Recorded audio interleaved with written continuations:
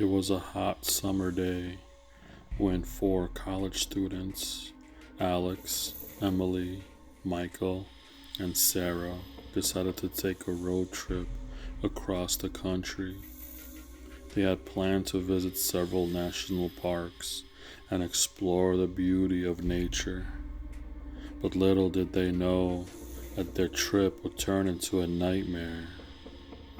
The first few days of the trip were peaceful. They enjoyed the scenic views and took pictures of everything they saw. But on the fourth day, they decided to take a detour to a small town called Redwood. The town was known for its beautiful forests and hiking trails. They thought it would be a great idea to spend a day there and explore the area. As they drove into the town, they noticed that something was off. The streets were empty and the buildings looked abandoned. They shrugged it off and parked their car near the town center. They started to explore the town and noticed that there was no one around. They couldn't even find a store that was open. As they walked deeper into the woods, they came across an old cabin. It looked like it had been abandoned for years. But as they got closer, they noticed that there was a light on inside. They hesitated at first, but decided to investigate. As they entered the cabin, they noticed that it was empty. They could hear strange noises coming from the basement. They cautiously made their way down the stairs and found a room filled with cages. They were horrified to find that the cages contained people, all of them unconscious and wearing strange markings on their bodies. They quickly realized that they had stumbled upon a human trafficking operation. They knew that they had to do something to help the people trapped there. They tried to break the locks on the cages, but it was no use. They were too strong. Just as they were about to give up, they heard footsteps coming from upstairs. They quickly hid behind some crates and waited for whatever was to leave. But instead of leaving, a man came down the stairs. He was tall and muscular, with a menacing look on his face. He was holding a shotgun and pointed it directly at them. "What are you doing here?" he demanded. We were just exploring," Alex said. "We had no idea that anyone was here." The man didn't seem convinced. He ordered them to come out of hiding and forced them into one of the cages. They were trapped, just like the others. Days turned into weeks, and four friends were still trapped in the cage. They had no idea what was happening outside, and they had lost all hope of ever escaping. They had been given little food and water, and their bodies were weak. One day, the man came down to the basement and told them that they were going to be sold. He had found a buyer who was willing to pay a lot of money for them. They were horrified to know that they were going to be sold like objects. The next day, they were taken out of the cages and brought outside. They were blindfolded and forced into the back of a van. They had no idea where they were going, but they knew it wasn't going to be good. After what felt like hours, the van finally stopped. They were pulled out of the van and brought into a dark room. Their blindfolds were removed, and they were horrified to see that they were in a room filled with people.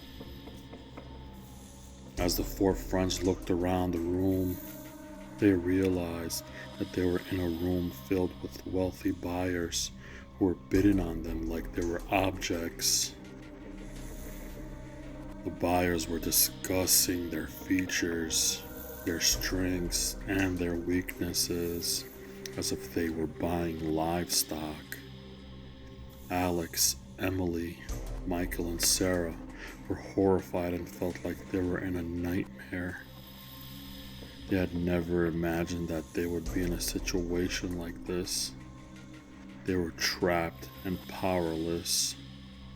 Suddenly, the bidding stopped, and a man in a suit approached them.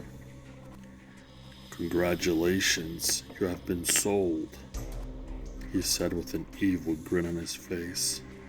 "You will make my buyers very happy." Four friends were taken to a private jet and flown to a remote location. When they arrived, they were taken to a mansion, which was owned by their buyers. They were forced to work as slaves and do whatever the buyers wanted them to do. Days turned into weeks and weeks turned into months. Four friends were treated like objects and had lost all hope of ever escaping. They had seen things that no human should ever see. They had been through torture, abuse, and forced to do unspeakable things. One day, they decided that they had enough. They knew that they had to escape, no matter what the cost. They gathered whatever they could and started to plan their escape. As they were leaving the mansion, one of the guards noticed them and raised the alarm. They knew that they had to move quickly. They ran towards the woods, but their buyers and their guards were hot on their heels. As they were running, they heard gunshots ringing in the air. They could feel bullets whizzing past them, narrowly missing them. They knew they had to keep running and never look back. As they were running, Michael suddenly stopped. He had been hit by a bullet. He collapsed on the ground, and the other three friends stopped to help him. But they knew that they couldn't stay there for long, or they would be caught. Emily and Sarah helped Michael to his feet, and the three of them started to run again. But they could hear their pursuers getting closer. They knew they had to find a place to hide, or they would be caught. They stumbled upon an old abandoned house and ran inside. They locked the door and barricaded it with whatever they could find. They knew that they were safe for the moment, but they also knew that their buyers and their guards would not give up so easily. As they were catching their breath, they heard a loud banging on the door. They could feel the door shaking under the force of the blows. They knew they had to find another way out. They searched for the house and found a trap door that led to the basement.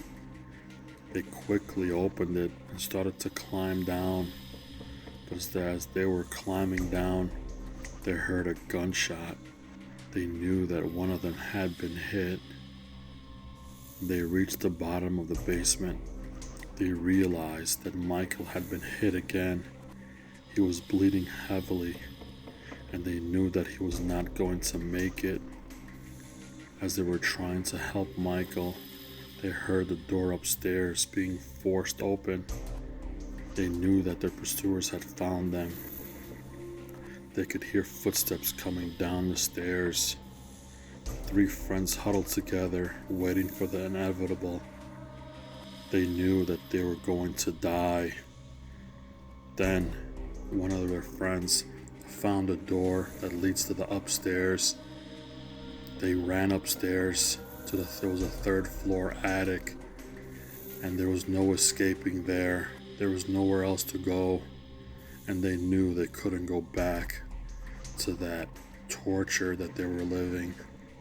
They decided to step out the window and jump headfirst into the ground.